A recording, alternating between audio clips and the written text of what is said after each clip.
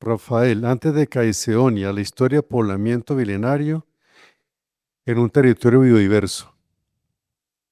Rafael Antonio Vélez Castaño, perdón, Castaño Vélez, especialista en educación ambiental y gestión ambiental, docente, escritor, divulgador científico y autor de artículos sobre arqueología regional en la revista digital Arrierías. Entonces, para no leer el resumen, te escuchamos, Rafael. Tengan muy buenas noches. Entiendo que los que están en este momento están muy interesados y entonces, sí, esta es una charla, pero ya aterrizada a Caicedonia, que es muy importante porque pues escuchamos todo lo de la arqueología regional, todo lo del contexto, pero yo he hecho un ejercicio, tengo ya desde el 91, no sé cuántos años que vengo trabajando. Porque yo soy de la Universidad del Valle, pero en la parte de investigación más de las ciencias naturales. Mientras que, pues, este exige un análisis menos de las ciencias naturales y más desde el punto de vista antropológico. Yo creo que ahí está la clave, ¿no? No es tanto como tratar de objetivar algo que va mediado por lo simbólico. Entonces, Caicedonia es un territorio muy rico en manifestaciones culturales, digamos, prehispánicas. Y esto tiene una razón de ser bastante ligada con lo que es la biodiversidad del territorio y la ocupación que Caicedonia tiene en, digamos, yo le llamo a este sistema montañoso que pasa por acá, o la parte alta de Palomino, y sigue Santa Bárbara, creo que llama la cadena montañosa, y va a suavizarse en Cartago. Esta zona se llamaba la Sierra de los Pijaos.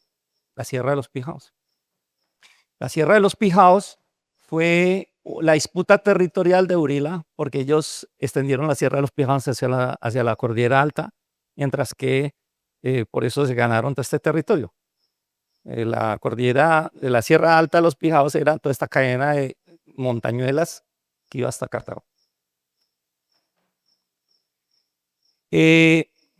Como todos sabemos, aquí tenemos un museo que tiene una cantidad de piezas, y esas piezas son manifestaciones materiales, pero detrás de esas manifestaciones materiales hay todo un acervo cultural que es mediado por lo simbólico, como les comenté ahorita, y me parece interesante, no sé si la persona que estaba aquí, eh, no sé si se retiró, pero me parece interesante hablar desde una perspectiva, desde lo cultural. Porque si bien hay posiciones marcadas dentro de la antropología, está la antropología que se basa en evidencias materiales y demás del corte de Karl Marx, mientras que hay otros como Salins que trabaja la antropología desde la parte cultural, o sea, desde la parte simbólica. Entonces, para presentarles a ustedes este trabajo, tengo una metodología que tiene estos tres pasos. Primero, una fuerte documentación, porque pues yo he ido a las fuentes primarias, a los manuscritos que se encuentran en Pares y se encuentran en Bogotá y se encuentran en el Archivo Central del Cauca, y también estudios arqueológicos. Yo soy muy apasionado de este tema y pues básicamente aquí trajo algunos libros. Yo tengo una colección, una biblioteca de libros relacionados con digamos, inventarios arqueológicos y los análisis de colecciones, como en este caso Caicedonia en Argelia, próximamente estaré en la Tebaida, he ido a casi todo este norte del valle en museo que se encuentre ahí haciendo como el trabajo que Alexander hablaba acerca de Cardenal Bruns cuando tocaba los guajeros, pero pues en este caso es la evidencia que se encuentran en esos municipios. Entonces, ¿por qué Caicedonia tiene una riqueza cultural significativa? Miremos el análisis que este mapa lo extraje, digamos, de un mapa del Valle del Cauca que fue publicado por la CBC en el 2010 hizo una contratación con una fundación llamada Funagua y les tocó hacer el mapa de ecosistemas del Valle del Cauca. Extraje la parte en AutoCAD y diseñé ese mapa ya, que es el mapa de ecosistemas de Caicedonia, donde aparecen 4 ecosistemas básicamente relacionados en 2 biomas. Biomas constituye como una agrupación de ecosistemas y Caicedonia tiene bioma de montaña, o sea, orobioma, por eso se llama oro, que significa montaña, bioma, pues el conjunto de ecosistemas, y tiene por cada bioma, el orobioma bajo y el orobioma medio tiene 2 ecosistemas en cada uno de ellos. ¿Cuáles son estos ecosistemas? Uno de los ecosistemas es el de bosque medio húmedo en montaña fluvio, en piedemonte diluvial, que es este de acá, en Monte Grande. También tiene el bosque medio húmedo en montaña fluvio gravitacional, que estamos en límites hacia la parte del piedemonte, y en la parte más alta de Caicedonia hay otros dos ecosistemas, uno que se llama bosque medio, bosque frío húmedo en montaña fluvio gravitacional, y en la parte alta hay unas 16 hectáreas que corresponden al bosque frío, muy frío húmedo en montaña fluvio gravitacional. Esos 4 ecosistemas me permiten pensar que en la parte histórica de Caicedonia pudo haber una integración vertical. Había una microverticalidad. De pronto se aprovechaban estos ecosistemas porque digamos que la cordillera de los Andes tiene unos pisos térmicos bien marcados, entonces los indígenas se distribuían.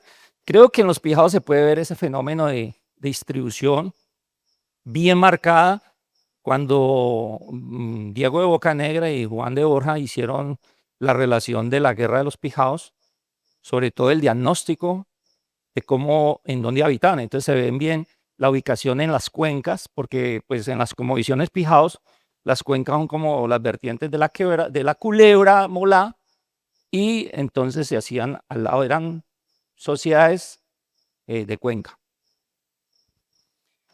Tenemos que en Caicedonia se han dado muchos periodos de ocupación. Ya los antecedentes que estuvieron antes hablaron sobre el asunto. No me voy a referir pues, de una manera más, lo voy a hacer de una manera rápida, porque pues ya hablaron. Estamos en un periodo de transición, periodo de los precerámico, sí, que en la arqueología hay muchas posturas.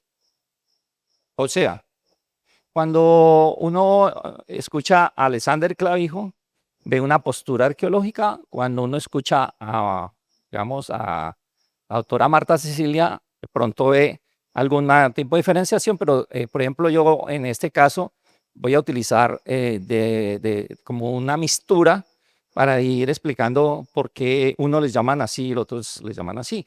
En este caso, por ejemplo, las investigaciones del gasoducto LUP de Armenia, el que pasa por acá por Montenegro y por La Victoria, que pues eso fue en el 2019 que se hizo ese proyecto. Le utilizaron 5 periodos. El periodo 1 es el precerámico, o sea, este que estamos hablando aquí. El periodo 2 es como la parte de los agroalfareros, o sea, como la transición que hubo entre ese precerámico al manejo de cerámica. Luego viene un periodo clásico, que es este que...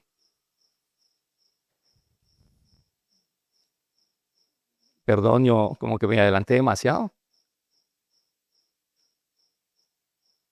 Este periodo clásico, que básicamente es de los 500 antes de Cristo a 600 después de Cristo, que ya marca el límite con el periodo tardío, como le llama. Entonces, para evitar la confusión de llamarle quimbaya a todo lo que se encuentre, los arqueólogos han hecho una distinción. Han dejado de llamarlo, en el LUT al menos, le han dejado de llamar Quimbaya para darle periodo 1, periodo 2, periodo 3, periodo 4 y periodo 5. Porque como los antecedentes, las personas que estuvieron acá, hablaron bien, no se trata de una cultura, sino de un conjunto de grupos humanos que habitaban el territorio y podían movilizarse en él. O sea, tenían como una de las características, digamos, si lo queremos ver desde el punto de vista occidental, las categorías, la movilidad. Eran muy móviles, ¿ya? ¿Y por qué eran móviles? Porque necesitaban moverse para poder subsistir. Entonces, estos grupos móviles, pues, podían llegar a un territorio y por circunstancias del territorio podían abandonarlo. Entonces, por eso tanta heterogeneidad.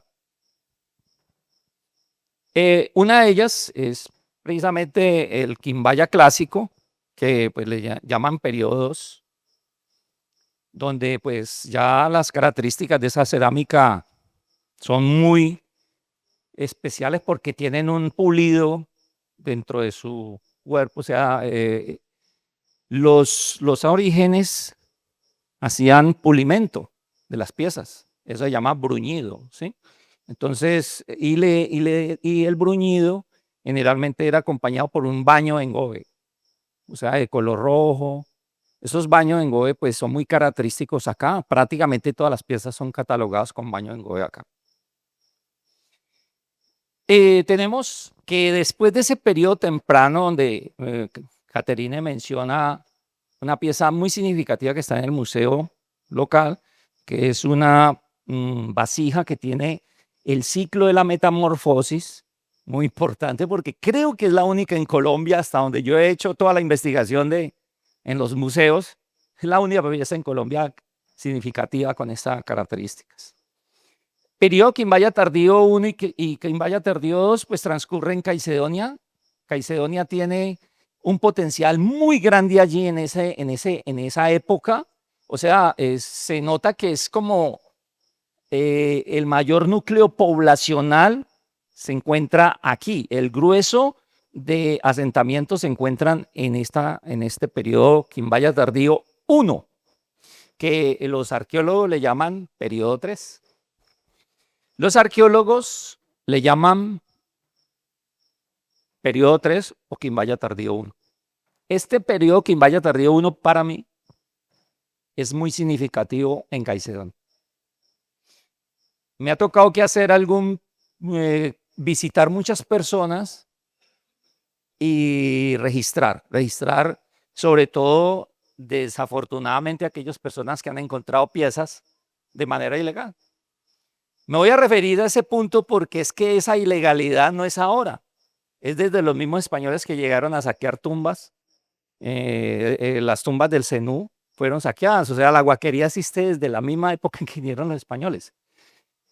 Es una manera de la persona vivir, ¿no? Porque pues genera ingresos, o sea que vista desde lo social tiene una justificación, pero vista desde lo legal, pues no tiene justificación. Acá tenemos entonces que el periodo Quimbaya tardío puede generar unos estilos cerámicos muy característicos. Pues me voy a referir a la clasificación de Karen Olsen-Bruns, que es la que, digamos, la que sienta como las bases para definir los estilos cerámicos, atendiendo a un proceso cultural, porque las manifestaciones del arte, como decía, son dispositivos muchas veces simbólicos, pero también son dispositivos de poder, como decía Michel Foucault. Entonces, no, digamos que para unos tratan de objetivar algo que corresponde a lo simbólico y lo simbólico está ahí, la evidencia está ahí para uno como investigador no sesgarse desde lo objetivo, sino también mirar cómo estas expresiones artísticas pueden arrojar unos resultados. ¿Y cuáles son? Pues mire, los petroglifos, si usted va a la piedra de Aipe o aquí en la Tebaida, encuentra unas simbologías, esto llaman unos glifos que están allí, que son una manera de comunicación. Es un lenguaje. Ahora, ¿el lenguaje qué significa? En este momento no sabemos, porque los que dejaron esos vestigios materiales ya no existen. Entonces nosotros hacemos interpretaciones y eso es lo que trata de dar la interpretación a la antropología. Entonces, complejo Guavas-Buga tiene unas características como es esta: presencia de pintura roja, labio vertido, asas laterales dobles. Acá, en este caso, el Guavas-Buga está representado en esas dos fichas que ustedes ven ahí. En la pieza 38 CB GR C756 y en la pieza 38 CB GR C7119. Cauca Medio también es un, digamos, un complejo, porque complejo significa que es un conjunto heterogéneo de, como digamos, que tenían como la misma tendencia artística, pero no representaba lo mismo. Tenían como diferentes o diferencias digamos, se puede decir intraculturales. Entonces aquí tenemos que el complejo Cauca Medio está caracterizado por este tipo de piezas que tienen incisiones, generalmente circulares, punteadas sobre una superficie pulida, ¿sí? Y son polícromos, o sea que tiene más de un color. El complejo Cauca Medio en las piezas arqueológicas está ahí representado, aunque hay muchas más piezas, pero pues seleccioné dos. Usted ve. Ahí están las fichas clasificadas por el INCIBA. Aquí en Caicedonia tenemos los casofilacios. Creo que en Arrierías aquí un artículo, tengo una veintena de artículos que lo quieran leer en Arrierías de Rafa Davidson. Hablo sobre las figuras antropomorfas en posición sedente. ¿Qué es posición sedente? Cuando ustedes ven acá las piernas cruzadas, aquí las piernas no están cruzadas, se llama posición sedente, pero esta que tiene las piernas cruzadas, esa posición se llama posición de loto. Posición de loto y posición sedente, a diferencia de las piernas cruzadas. Las piernas cruzadas son muy características de esas piezas de Caicedonia. Si hubiese una investigación más profunda, diría que de aquí hubo irradiación, porque es que es mucha la cantidad de piezas. Definitivamente el problema de la guaquería es eso, o sea, todas esas piezas las sacan y se las llevan para otro lado, pero aquí hubo un foco bastante importante de las personas que hacían este tipo de piezas. Recuerden ustedes que la culata de Timaná, que representa a San Agustín, también tenía una situación geográfica semejante a Caicedonia, rodeada por montañas que hacían como una especie de culata. Aquí también hay una culata. El Tardío 1, el complejo Caldas, característico porque se notan las piezas con geometría como alrededor de un eje simétrico y la superficie es bastante pulida, bruñida, con engobe rojo y una policromía. Las figuras geométricas generalmente son concéntricas. El complejo Caldas en la muestra museográfica del Museo de Caicedonia. Ahí están las fichas. Y tenemos el periodo tardío 2, que es la cerámica Buga, que Carlos Armando Rodríguez determina como los representantes de la tradición Quimbaya tardío o el complejo o el periodo Quimbaya tardío, que bueno, desde el Valle del Cauca hasta el Quindío y pasando por todos los departamentos hasta el sur de Antioquia. Ojo, Quimbaya tardío, como lo menciona Carlos Armando Rodríguez, corresponde también a un conjunto de heterogeneidad, o sea, no significa que sea una sola cultura, sino un conjunto de grupos humanos que tenían movilidad. Entonces, ahí están las características de estas piezas, y acá están las muestras en la Casa de la Cultura con sus respectivas fichas.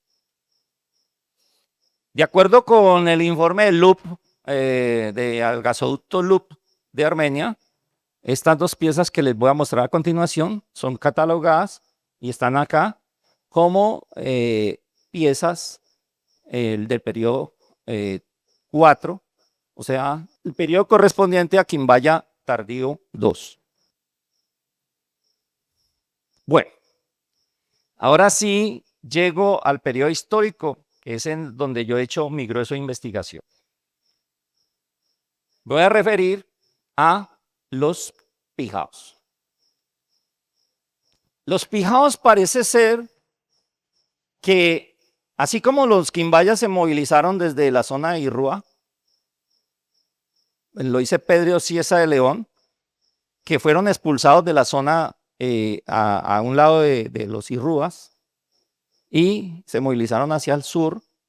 Lo hice ahí en un paraje de la Crónica del Perú. Pues Cieza de León se refiere a la zona del Quindío, esta zona cuando pasaron, decía que se veía mucha, como si hubiera habido un escenario de guerra, ¿sí?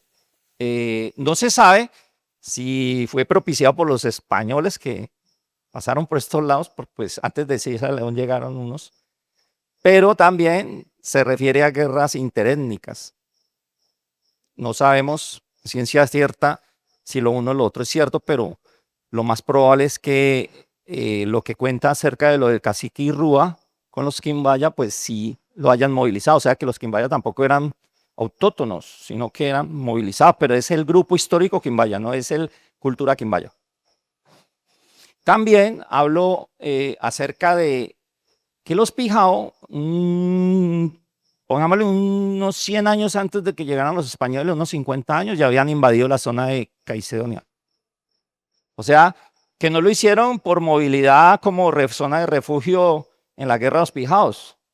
Yo pienso, de acuerdo a mi investigación, que más bien ya habían llegado acá.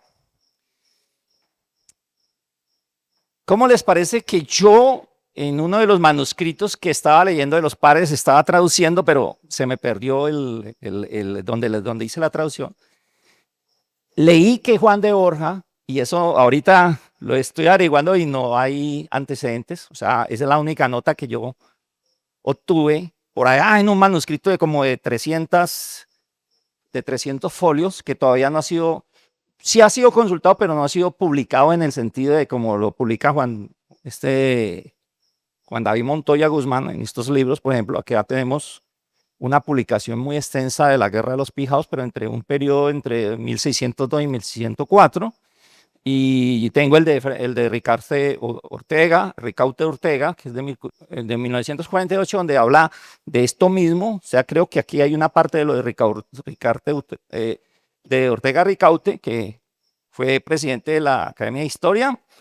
Este es otra compilación de los pijaos, que es de un abogado me pareció muy interesante porque tiene muchas fuentes, también mucha consulta. Y tengo otros que mencionan los pijaos, y por ahí leí en uno de las relaciones de Juan de Borja que hablaba acerca de que los panches y los pijaos eran familia. Eran una misma familia, y eso lo corrobora los relatos de Paul Rivet, que hace recopilación de que tenían más o menos una lengua parecida, si no la misma, el mismo tronco lingüístico, y que los panches habían tenido desavenencias con los pijaos, que eran como unos clanes, digamos unos linajes entre ellos, y que por tal motivo los pijaos se recogieron hacia el meridiano, o sea, hacia el sur. Y por lo tanto se penetraron Caicedonia y penetraron la zona de Natagaima, Coyama y la cordillera. Ese relato lo tengo que volver a leer los manuscritos para poderlo sacar, porque en ese momento no tengo como la forma de sustentarlo, porque pues perdí el cuaderno de apuntes. Desafortunadamente, una tristeza. Resulta que los pijaos, y es muy interesante lo que les voy a comentar, voy a hablar para hablar sobre la historia de los pijaos me voy a bajar del colonialismo, de la colonialidad, del pensamiento que nos ha hecho creer Occidente, que el Occidente es el que impone las ideas y los amerindios entonces son los que tienen que ser los esclavos, los parias, los bárbaros.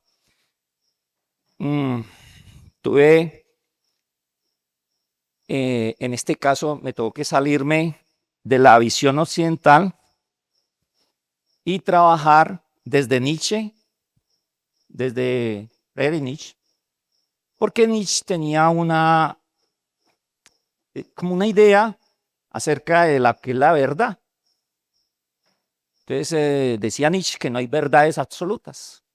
O sea, el punto de vista científico, o sea, allí la ciencia natural choca, porque pues dice, no, es que tiene que ver con hechos y evidencia. La ontología de la ciencia natural es muy diferente a la ontología de la antropología perspectivista. Y son marcadas las diferencias, incluyendo, porque si voy a hablar de la época del siglo XVI, me toca que referirme entonces a qué pensaban los castellanos y a qué pensaban los indios, los indígenas, sobre el territorio. Entonces resulta que acá tenemos una visión clara de lo que era el territorio pijao, y miren ustedes, ¿dónde está Caicedonia? Mire, Caicedonia está acá, en esta zona. ¿Sí lo ven? Y aquí Juan David Montoya Guzmán coloca a los Vintima, pero yo ya había escrito desde el 2017 que los Vintima estaban aquí en Caicedonia. O sea que esto no es nada nuevo. ¿Cómo así? ¿Por qué? Porque este mapa de acá es del 1608, que es un mapa de la guerra de los pijaos, de la relación que ustedes pueden bajar de Pares Europa, de Pares España, y lo pueden descargar. Es descargable. Está en el archivo AGI digital. Y ahí ustedes ven a Vintima, ven a Ulira, ven a Vilaramí y ven a Totorrambo. O sea que nosotros estábamos acá, los Bulira estaban en Génova, más o menos, en lo que yo soy de Génova, Pijao. Y este territorio estaba ocupado por Vintima. Véalo, acá está. Y más o menos donde nace el río Barragán, los Vilaramí y los Totorrambo, en la zona donde está Sevilla, el nacimiento del río Bugalagrán. Miren ustedes que aquí, si ustedes ven, hay una microverticalidad. Este se comunica con este y este con este. O este se comunica con este y este con este. Esa microverticalidad podía explicarse si ellos aprovechaban los pisos térmicos. Y además hay una cosa. Desde el punto de vista de la 1608. Mapas Panamá se llama Mapa Panamá número 26. Y lo puede descargar de Pares en el AGI digital. O sea, el archivo de Index digital. Les voy a comentar algo. Si yo analizo desde el punto de vista de las crónicas, veo a los indios como bárbaros, como caníbales y como todo lo malo, estigmatización para poder ellos generar un discurso, una narrativa de poder, los castellanos. En este caso, que traían su ontología dualista, muy ligada a lo judeocristiano, mientras que los amerindios tenían una ontología relacionista, o sea, se relacionaba con el medio. Ellos no veían el territorio como una propiedad privada o propiedad que tiene que tener un dueño, ¿no? Sino que veían un medio como su modo de vida. O sea que para ellos no había interés en ningún momento de hacer suya la tierra, sino como un espacio de vida.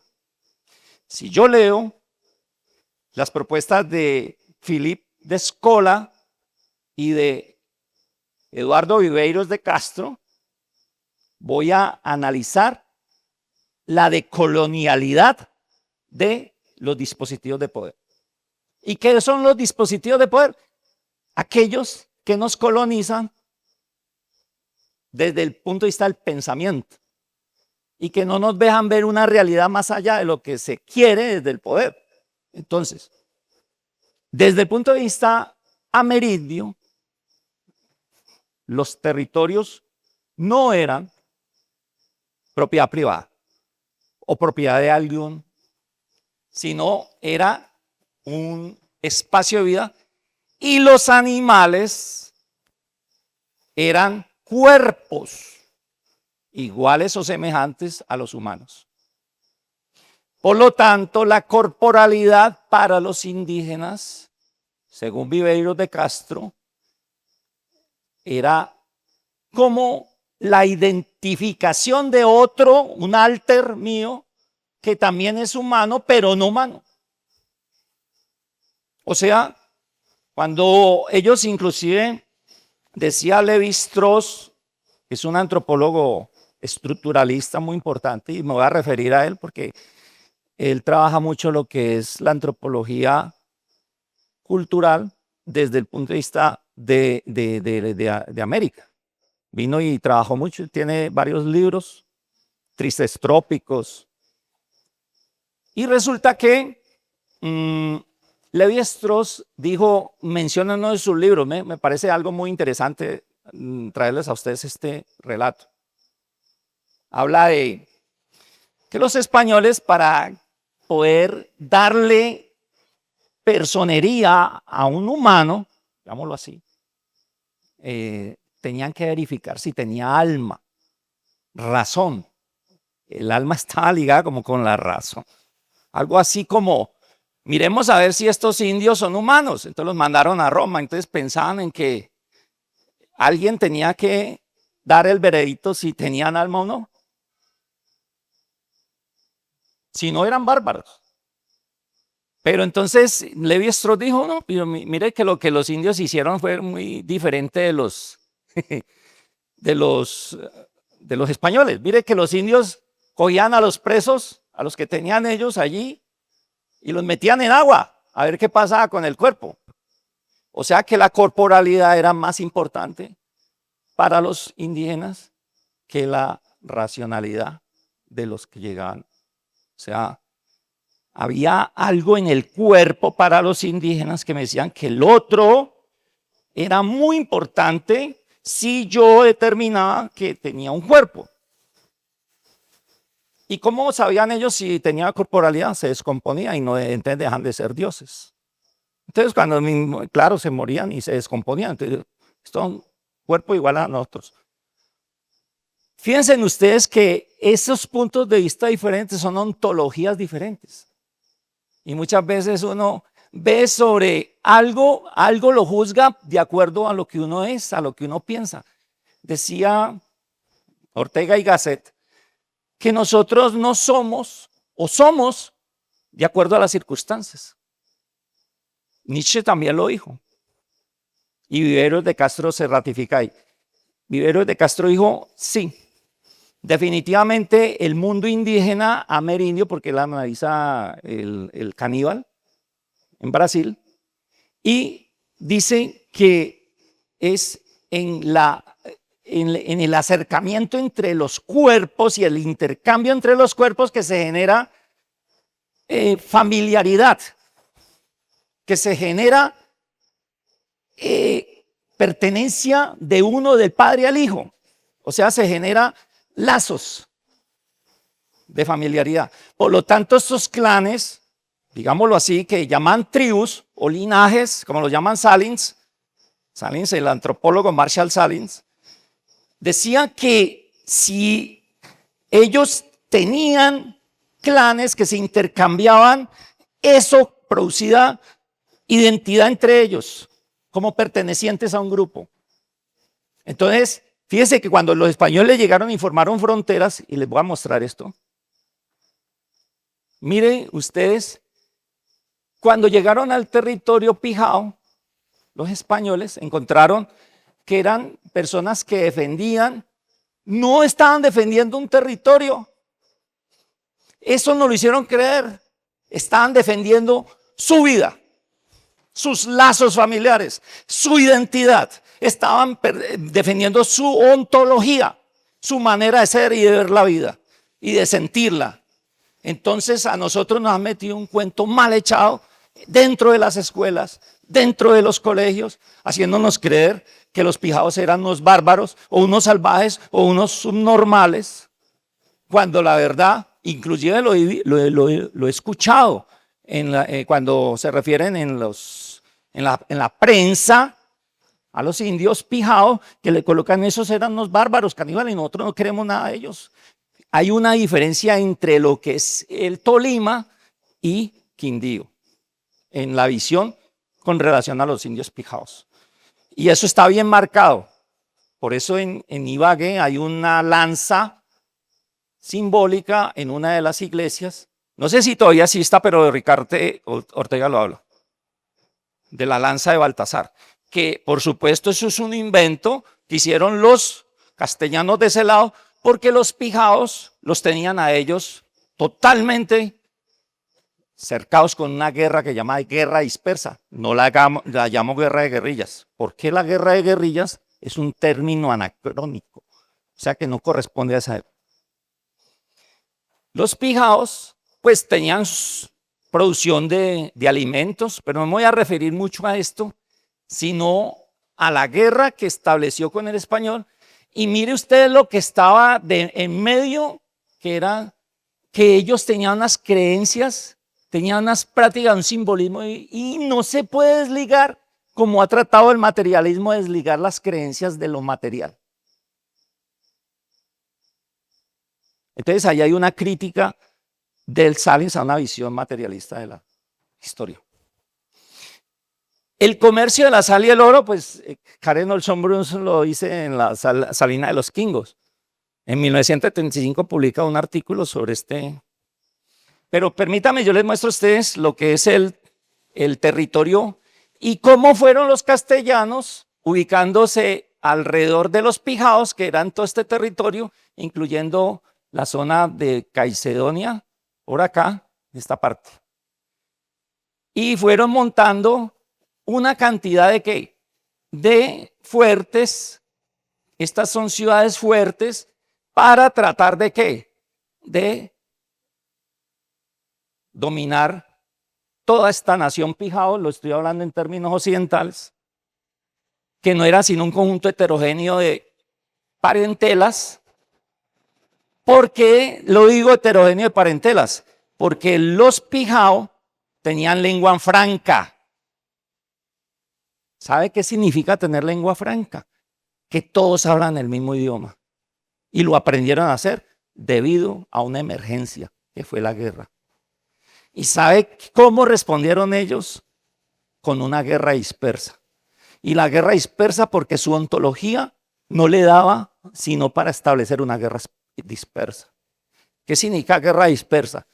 Que ellos no atacaban a los españoles en ejércitos regulares, como los españoles estaban acostumbrados en su Europa medieval, sino que los atacaban en emboscadas y retiradas rápidas. ¿Y esto qué significa para los españoles? En una zona totalmente montañosa, con unos, digamos, como lo decía Fray Pedro Simón, con unas honduras que parecen más del demonio que cualquier otra cosa, así lo dicen sus relatos de los pijaos. Y como estos pijaos, estos lugares recónditos para los españoles eran el locus horridus, o sea, una zona de rechazo simbólico, y para los indígenas eran más bien zonas de retiro espiritual, donde podían llegar no como refugio, sino como una alternativa de vida.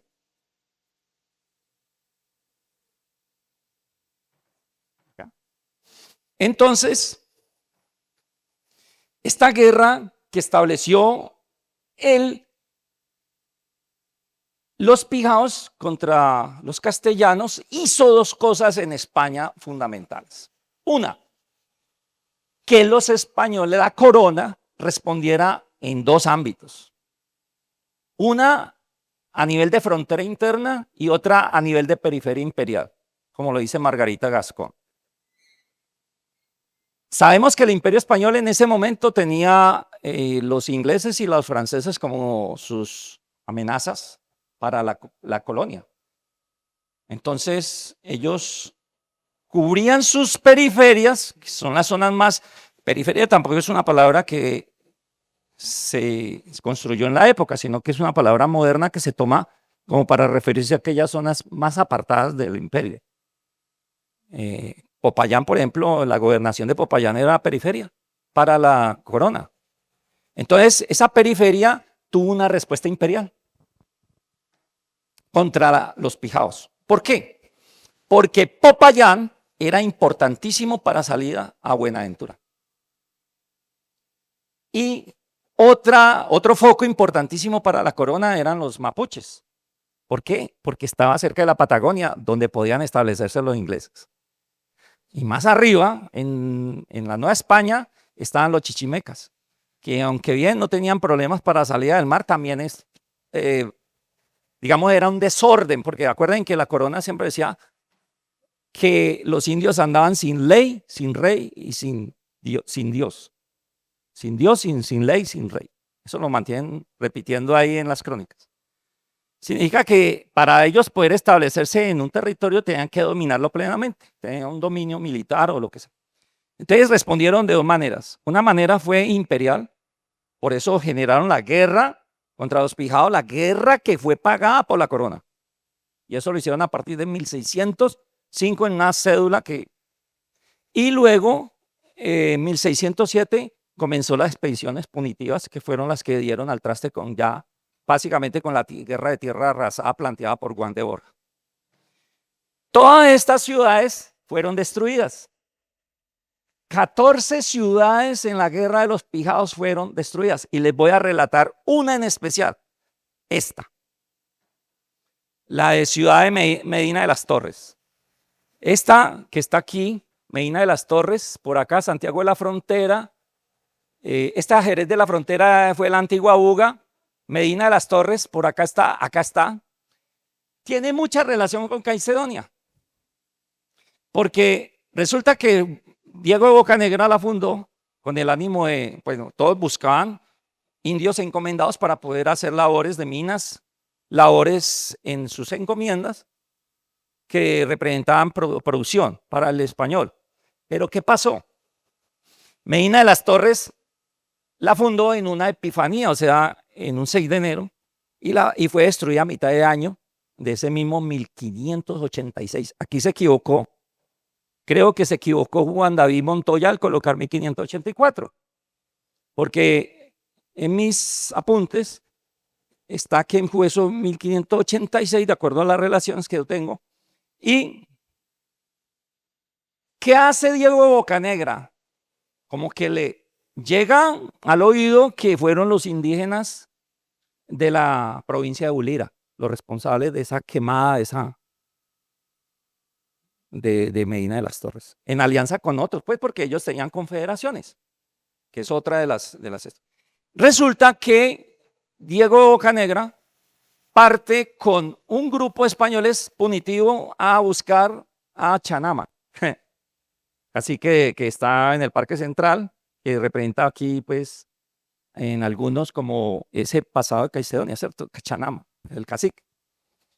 Y llega, eso es relatado bien por Fray Pedro Simón, usted quiere, eso creo que es la séptima noticia, y ellos llegan a una zona muy profunda, se veía que estaba en una hondura de una quebrada, y encuentran a Chanama, y lo primero que encuentran son unos españoles, digamos, convertidos en su cosmovisión indígena, cuando ellos le quitaban la vida a un ser humano, lo hacían por varias razones. Si el humano era contigo, transgredía lo que ellos comprendían como esa amistad que debe existir, entonces lo consideraban enemigo en el sentido de que esa persona le está ocasionando daño. Entonces ellos, a través de su ontología relacionista, entonces querían que ese cuerpo irradiara como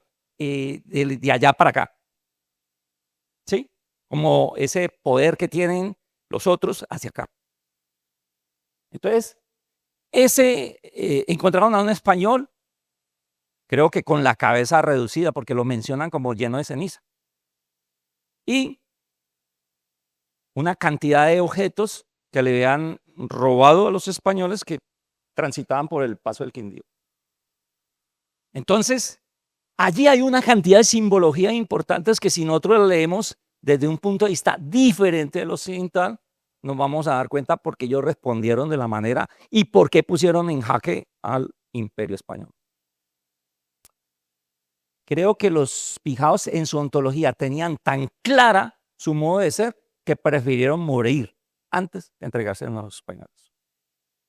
Esa es la causa del heroísmo que se le ha adjudicado a los pijaos, pero tiene que ver con su forma de mirar la vida desde su ontología, porque es diferente de la occidental, es muy diferente. Entonces, desafortunadamente esto es muy desconocido. O sea, porque creo que Occidente se ha como autodenominado como la civilización y los demás son barbarie, ¿no? Y lo escucha uno en los discursos de los que dirigen los altos dirigentes de Europa. Hablan de que ellos son el jardín y que lo demás es selva. Haciendo. Sí, hacen esa escisión y entonces el pensamiento occidental siempre es tratando de hacer una fisión, una dualidad, encontrar lo bueno, lo malo, hacer un discurso, una retórica que precisamente los historiadores colombianos, aquí viene una crítica, han asumido con muy buena disciplina. La colonialidad que ellos esperan que todo el mundo hable de Europa y que sea ese el referente y entonces lo demás no vale, no es importante. Y entonces hay movimientos muy importantes en Latinoamérica de pensadores que al menos no consideramos que sea así. Por ejemplo, Enrique Dussel, que acaba de fallecer, tiene unos libros excelentes sobre colonialidad, ¿sí? Sousa, en Brasil. Y hay otros pensadores que nosotros debemos desempolvar, pero sobre todo en la educación. Porque si no generamos educación en torno a la decolonialidad, vamos a seguir siempre en la misma. Vamos a seguir siempre siendo los últimos, siempre siendo los subdesarrollados, siempre siendo... no hablo de subdesarrollados en términos económicos, sino hablo de que nosotros, nuestras ideas y todo, van a quedar siempre en un segundo plano. ¿Sí? Entonces, ¿qué es lo que tenemos que hacer? Cambiar el estado de cosas y hacer más investigación, que es lo que prácticamente está todo por contar en la guerra de los pijaos. Fíjate que hay un término que llama guerra dispersa, y hay otro que llama movilidad, que he hablado ahorita, y hay otro de las alianzas que son las confederaciones, pero las confederaciones son emergencia. Ahora sí voy a tomar a Unge, pero Unge es un positivista, bueno, no es positivista, sino que tiene el sesgo muy hacia el cientifismo y entonces no deja ver otros ámbitos de la realidad, ¿sí? Es muy sesgado a que todo tiene que ser como objetividad. Y resulta que entonces estos términos de movilidad para Mario Unge sería como algo que no se podría como interpretar desde el marco de una teoría científica. Y lo mismo en términos como las alianzas. Las confederaciones son emergencias que parten de una cuestión. Si bien los clanes, estos linajes pijaos, bueno, pijao también es un término que es europeo, que le dieron a un grupo para señalar a todos y estigmatizar. Pero supongamos que se llamen pijaos. No eran pues un grupo homogéneo y no heterogéneo. Pero a partir de la guerra que les propició los castellanos, ellos asumieron una cantidad de transformaciones internas para poder enfrentar esa guerra. Algo inédito para ellos. Entonces, ¿qué hicieron? Confederaciones, que era simplemente líderes carismáticos, hablando con otros de otras líderes carismáticos y venga, sentémonos y discutamos sobre cómo sobrevivimos ante esta situación que plantea otra visión del mundo. Entonces por ello hacían sus borracheras, pero no las hacían porque eran borrachos. O leían el bollo de maíz, pero no era porque eran hechiceros, como nos lo han contado, o eran brujos. Ellos interpretaban la vida porque todo eso era una extensión de su cuerpo. El maíz era otro ser que le podía dar a ellos explicaciones de lo que estaba aconteciendo. El chamán cuando se trasladaba y en su bebida con yagé o con coca se trasladaba hacia lo estático, ¿cierto? ¿Qué hacía? Se transformaba en animal, en otro yo, pero para poder ver las cosas desde la perspectiva del animal y poder interpretar lo que estaba ocurriendo en ese momento que para ellos sobrepasaba su manera de ver la vida. Entonces, los pijaos ni eran caníbales, ni eran bárbaros y, con todo respeto, tenían su propia ontología, tenían su propia forma de ser, mucho más cercano a la naturaleza, porque, ojo, la diferenciación entre el occidente y los amerindios es que mientras los occidentales piensan que solamente hay una naturaleza, los amerindios piensan que son múltiples naturalezas y una sola cultura. Mientras que para los europeos y los occidentales hay múltiples culturas y una sola naturaleza. Fíjate que son diferentes formas de ver la vida, pero igual tienen tanto derecho como lo tienen los occidentales. Ahora, ¿por qué ellos pensaban que en el otro, en el alter de ellos, en los animales, existía persona? Hay unas leyendas o unos mitos o unas tradiciones que hablan de, hijo, si usted se encuentra con un puma, mírelo a la cara y él se dará cuenta que ve otro yo en usted. O sea, lo ve como una persona puma o un puma persona. Entonces se aleja. Pero si él te ve de espaldas, te ataca porque te ve como presa. O sea, mírelo a los ojos. Creo que en Chile también hay una parte donde hay un parque donde colocan el aviso. Cuando usted se encuentra en un puma, no corra, mírelo a los ojos. Creo que los animales cuando uno los mira a los ojos, ustedes se han dado cuenta que ellos también como que lo miran a uno y los perros, ¿no? Y uno pasa y el perrito ahí mirando y yo miro y el perro a la expectativa, porque ellos como que ven, y los amerindios dicen que nosotros somos el alter y que somos recíprocos, ¿no? Por eso ponen el plano de la naturaleza iguales, todos iguales, no en jerarquías como lo plantea Occidente. Occidente se inventó las jerarquías y por eso estamos hablando de Estado, de que hay élites, etcétera, porque ese es un sueño del Occidente. Mientras que los amerindios ven la naturaleza con todos sus seres como un solo componente y que todos tienen tanto derecho como lo tiene uno o de otro. Por eso las ranas, ahorita que habló Caterine, desde el punto de vista perspectivista de la antropología, cada ranita que trataron de los indígenas modelar allí, lo hicieron desde el punto de vista de que ese cuerpito de rana era particular y único para ellos. O sea que no es, desde el punto de vista de los amerindios, las ranas no eran símbolos universales, porque no hay universalidad en el pensamiento ontológico indígena, sino que hay particularidades. Y eso es lo que dice Nietzsche. Nietzsche dice, no, la verdad no es un absoluto, porque no es universal. Depende de la perspectiva en que usted la está mirando. Yo puedo ser hijo, pero puedo ser padre, puedo ser abuelo. Eso es lo que dice Viveiros de Castro. Y eso es muy válido. ¿Sí? Entonces, los pijaos, si nosotros lo vemos desde el perspectivismo relacionista, pues vamos a encontrar muchas cosas interesantes en ellos. Entonces, mire todo el discurso de lo bárbaro y de muchas escuelas del siglo, inclusive de inicios del siglo XX, leí a Tirado, Álvaro Tirado Mejía, que tiene el ensayo etnológico y arqueológico de los Quimbaya, y él habla de los indígenas referidos a demonios.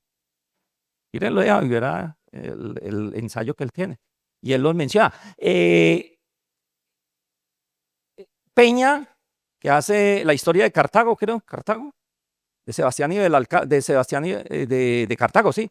La historia de Cartago también habla de que son peyorativamente contra los indígenas. Y la mayoría de historiadores del siglo XIX, del siglo XX principios, hablan de los indígenas de manera peyorativa, como bárbaros, como caníbales, como etcétera, etcétera. Eso es una visión que hay que derrumbar y que hay que, sobre todo cuando nosotros en esta parte del Valle del Cauca y del eje cafetero tenemos una visión más positiva de los pijaos que el lado de allá del Tolima. Hay una diferenciación entre la visión pijao de este lado a la visión pijao de allá, y Ricaute lo expresó en su libro San Bonifacio y Ibagué de las Lanzas. ¿Listo? Ahí está. Inclusive hay unos relatos de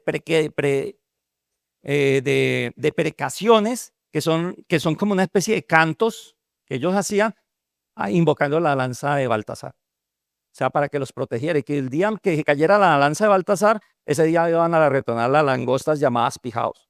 Imaginen cómo los trataban.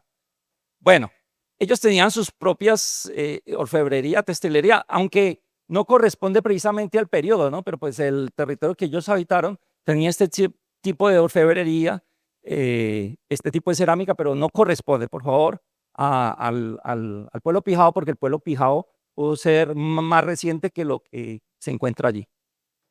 Y bueno, voy a cambiar de tema, dejo los pijaos porque pues, es un tema que me apasiona, pero le cuento una cosa, ya tengo, próximamente publicaré un artículo que se llama La ontología detrás de la guerra de los pijaos, para publicarlo, pues va a salir una revista a nivel de Latinoamérica, pero en el caso de Caicedonia, estamos participando en ese momento en el registro de piezas. Ahorita Alexander Clavijo dijo que en Caicedonia debería darse el proceso de registro de piezas ante el ICANN, porque si no, el ICANN le quita el museo o si hace cerrar el museo a Caicedonia.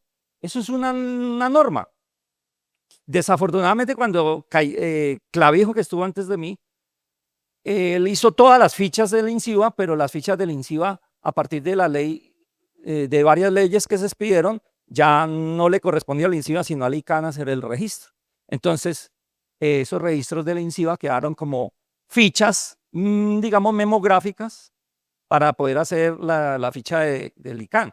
Entonces, en esa me estoy refiriendo para hacer, y esto lo adelanto en este momento, lo estoy adelantando, con ayuda de la Casa de la Cultura, pues ellos me proporcionan toda la información y yo estoy haciendo todo ese registro.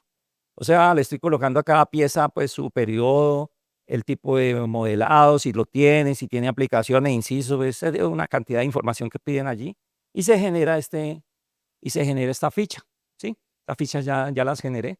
Ahora sí, para terminar, miren ustedes la reflexión que yo hago, y lo hago con relación a los historiadores. El historiador frente a las crónicas, desafío para la interpretación. Debe hacer una crítica exhaustiva de fuentes, porque si se ciñe a lo que dejaron los cronistas, va a estar sesgado. Hay que leerla con una actitud crítica a las crónicas. Habla del testigo ocular, pues lógicamente también este es un sesgo, porque pues desde la teoría positivista, todo lo objetiva, entonces hay que mirar, hay que estar en la evidencia, los hechos, bueno, es válido, pero debe anteponerse también que hay simbologías que no son, digamos, se les hace seguimiento a partir directamente de yo estar entre los individuos, sino que hay vestigios, y los vestigios entonces deben ser auscultados de una manera muy, digamos, de una manera holística, integrada, porque si lo miro desde un solo ángulo, voy a generar sesgos. Entonces hay que mirar en qué contexto se encontraba. Por lo menos eso nos permite entender de que las piezas, si bien no están contextualizadas, como dice la arqueología, pues pertenecen a un estilo que se puede decir que es generalizado para acá, para la zona de Caicedonia, y que eso me permite a mí validar la información, aunque esté descontextualizada. O sea, no decir, como dicen los arqueólogos, se desecha. Y las limitaciones, pues lógicamente, los estudios anteriores pues tenían toda una cantidad de sesgos, y los avances que se está haciendo en este momento de arqueología nos permite a nosotros pues lo de estratigrafía, de ver en qué periodos de ocupación hubo, qué restos materiales, vegetales y de simbología subyacen detrás de estas culturas. Y les agradezco mucho.